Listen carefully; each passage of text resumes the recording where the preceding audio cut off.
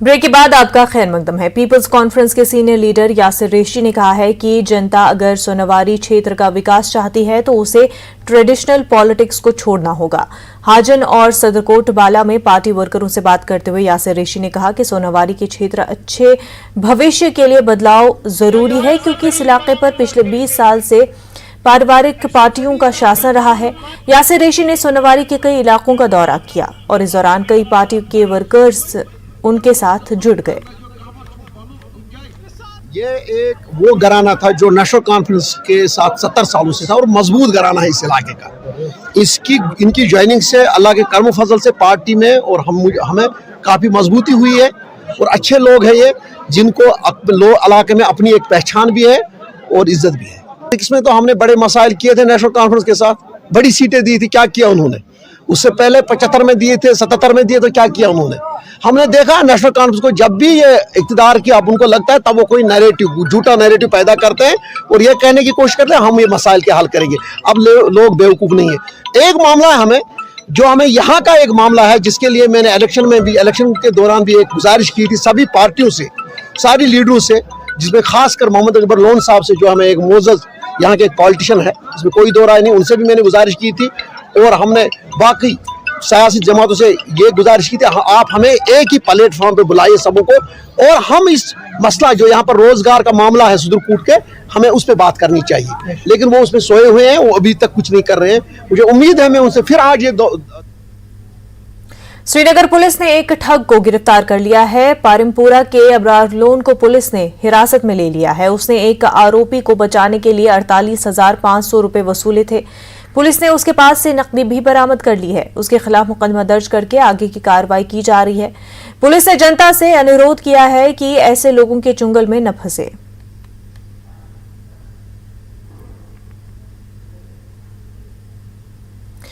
सल्फिया foundation शीरबाग के सहयोग से जम्मू कश्मीर जमीयत अहले हदीस की देखरेख में अनंतनाग के गांजीवाड़ा इलाके में एक डायलिसिस सेंटर की शुरुआत की गई है। इस डायलिसिस सेंटर में गुर्दे के मरीजों का इलाज फ्री होगा, जरूरतमंदों का फ्री डायलिसिस भी किया जाएगा।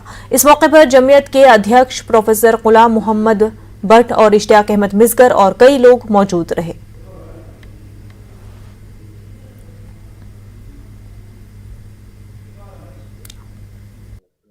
आम इंसान को सहूलियत फराहम कर सके, क्योंकि दीन भी यही सिखाता है। तो इस लिहाज से हमारी हमेशा यही कोशिश रही है कि एक आम इंसान को, एक आम नागरिक को बुनियादी सहूलियत मिल जाए, और जिसमें सबसे बड़ी तरजीह दी जाती है हेल्थ को।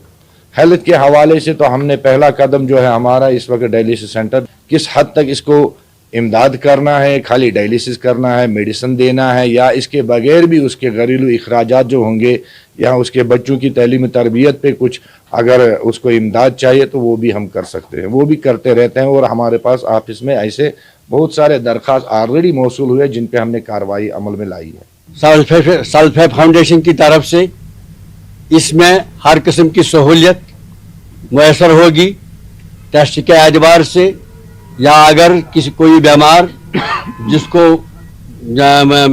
अदा करने की कीमत उसको मुयसर न हो, सल्फिया फाउंडेशन की जानिब से उसको मुफ्त टेस्ट के अलावा डायलिसिस सेंटर के वो डायलिसिस भी बगैर किसी कीमत के इंशाअल्लाह किया जाएगा। और कोई भी बीमार किसी मसलक से भी ताल्लुक हो, किसी मजहब से भी ताल्लुक हो, बगैर किसी हिचकिचाहट के वो यहाँ अपने ये डायलिसिस सेंटर में आए और अपने बीमार, अपने पेशेंट को उनका इलाज यहाँ करवाए। वो देखेंगे इंशाल्लाह यहाँ उनका मियारी टेस्ट होगा, मियारी तौर डायलिसिस की जाएगी। Youth services and sports department Kathua द्वारा स्पोर्ट्स स्टेडियम हीरानगर में राज्य स्तर के क्रिकेट मुकाबले शुरू हुए। District sports officer Sunil Kumar ने प्रतियोगिता की शुरुआत करवाई। इन मुकाबलों में भाग लेने आए खिलाड़ियों ने कहा कि इस तरह के मुकाबलों से उनको काफी फायदा पहुंचता है। इस दौरान स्पोर्ट्स अधिकारी ने कहा कि ज्यादा से ज्यादा युवाओं को इस तरह के मुकाबलों में भाग लेना चाहिए, जिससे राज्य और देश का नाम रोशन हो सके।